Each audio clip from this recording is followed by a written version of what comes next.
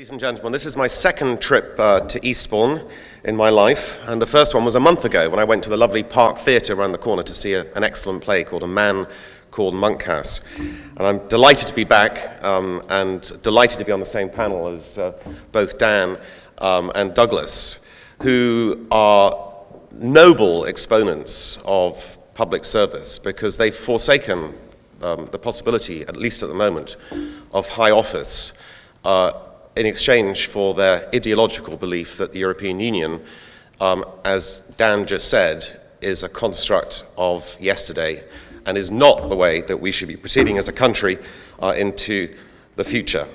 And I support Brexit, and I'm one of many business people who support Brexit, although, as Douglas said, the portrayal by the media is that somehow or other the business community is firmly aligned in staying in Europe. And by the business community, I think they mean the Muppets who suggested that we went into the euro at the time that it was created 15 or 16 years ago. Had we done that, we would be in a Greek or Italian situation today, because the euro is the single biggest disaster that's been foisted on the 19 member states who signed up to it. It's an absolute disaster. And in this very brief presentation I'm going to make today, I'm going to talk about how the euro is the best reason why, even though we're not in it, why we should be thinking, in fact, we should be actively supporting an exit from the European Union. Now, my first boss, in fact, my only boss, because after I left his company, I became an entrepreneur and have been ever since, used to say often that a foolish consistency is the hobgoblin of a small mind, and he was referring to investment. But it could equally well be applied to David Cameron's technique of negotiation, which is basically to say, you name your price, and whatever the price is, I'll accept your product.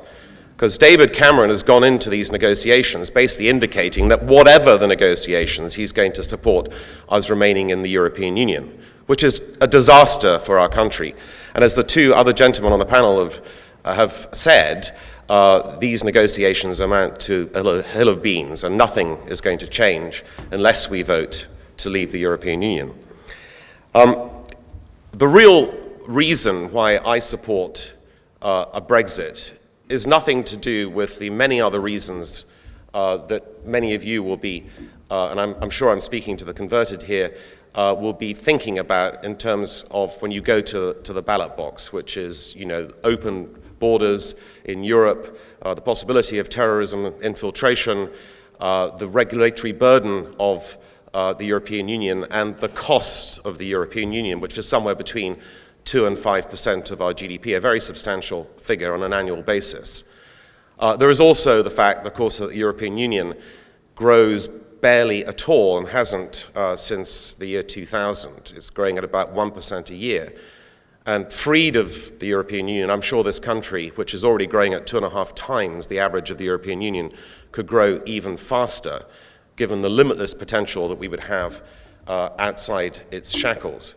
But the real reason why I am particularly in favor of Brexit is that there's a thing called a black swan that's going to emerge from the European Union in the near future. Now, a black swan is supposed to be an unseen event. So, for instance, in 2008, it was the US housing crisis which precipitated the global financial depression that we're only just recovering from now. But I can see this black swan. It's not much talked about. In fact, it's very little talked about.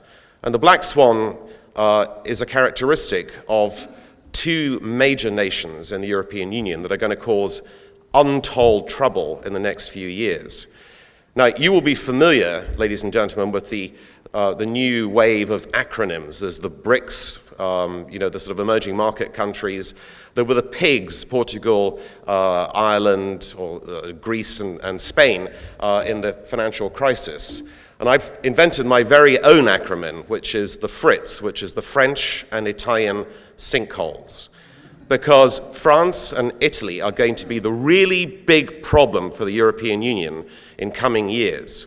And I'm going to describe that problem very briefly, but let me just say, we are much better off sitting in a comfortably appointed lifeboat in the English Channel than we are sitting on the decks of the Euro Titanic, because it is a Titanic and it's heading to a very, very brick wall, and it's a large brick wall or iceberg. And that is the direct result of what's going to happen in France and Italy. Now, all of you are familiar with what's been happening in Greece in the last year or so. The Greek debts amounted to about 320 billion euros, and very reluctantly, the Germans consented to the restructuring, extend and pretend, rebailing out for the second time of Greece.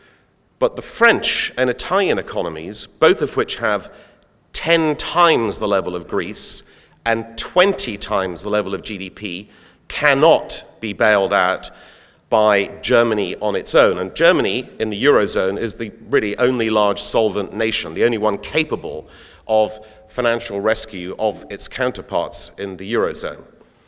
The UK happens to be the second largest economy in the European Union and the other major solvent nation, but luckily we're not in the Eurozone.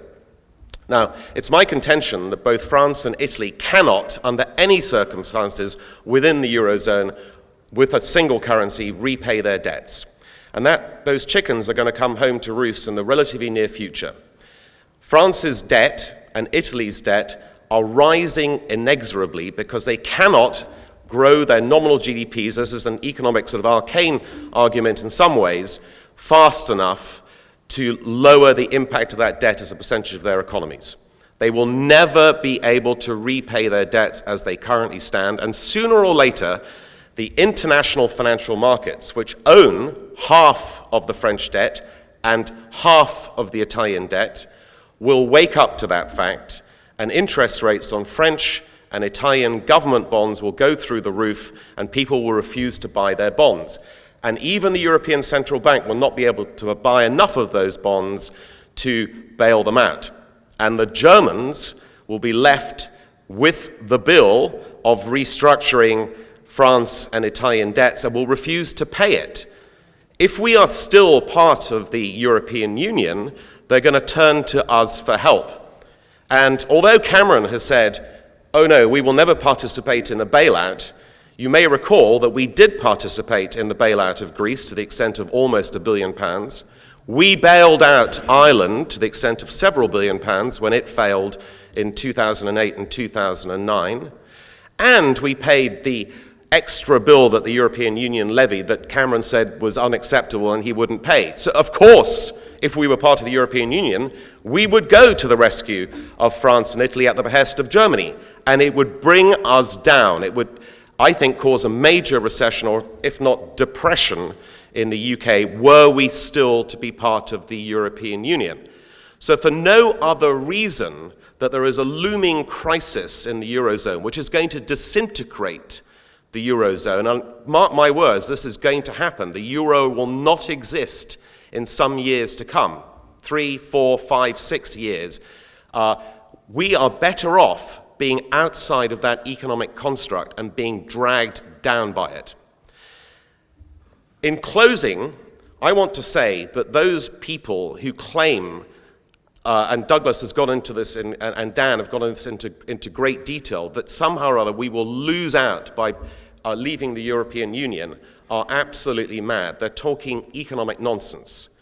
And I'm going to refer specifically to the city, which is a golden goose that unfortunately has been just sort of sat upon by multiple governments, but still remains a very big contributor to the UK economy. We have in our city the preeminent financial center in the world, and yet grasping, jealous people in Frankfurt and Paris would like to impose regulations on our city such that some of its business, or maybe half of its business, are diverted to Paris and Frankfurt because they're jealous and they want to take what's ours. Now, some people say, were we to leave the European Union, the city would suffer. On the contrary, the city would absolutely blossom. And I believe that what we have is something that would be absolutely magically transformed if unburdened by the directives of Brussels and the prying, jealous eyes of Frankfurt and Paris. And as far as the broad economy is concerned, Douglas is dead right. It doesn't make any difference at all. Of course, we will be able to trade with the European Union, But we'll also be able to trade much more freely with the other fast-growing economies on the planet, and those are not based in the European Union. Every economic argument that I look at leads me to believe, and I speak as a diplomat son, where my father was on the negotiating committee when I was a child in the 70s in Brussels to get us into the European Union. I speak as someone who was brought up and imbued in the idea that the European Union was a good thing, which in its early days it was, by the way. But I see the future of the European Union as a federalist institution about to be blown up, literally, by the excessive levels of debt in the second and third Eurozone countries, which are France and Italy. And I see that potentially that will force reforms on the European Union to revert it to a free trade zone with some collaborative aspects that can only be applauded. But in the meantime, we should be out of this federalist institution. We should sit on the sidelines, grow faster as a result, and watch as it implodes, and then possibly rejoin when it's a customs union and it goes back to the original ambitions that it had in the 50s and 60s when it was formed. So I vote Brexit, and I want to reiterate what Dan and Douglas just said. It's all very well for us being members of the converted, so to speak. And I'm not a political person. I'm never going to seek any political office. This is the only position on which I've ever spoken in a political fashion. I believe very strongly that we should leave. But if we just sit here and we agree with one another that this is a good thing for us to do, we will not win the argument. We have to get out there, all of us, and make the argument to the undecided. Every one of us has to become a politician for a few months and persuade other people to become like-minded like us and to vote for us to leave. Otherwise, we won't win. We can win this. The opinion polls are going in our favor.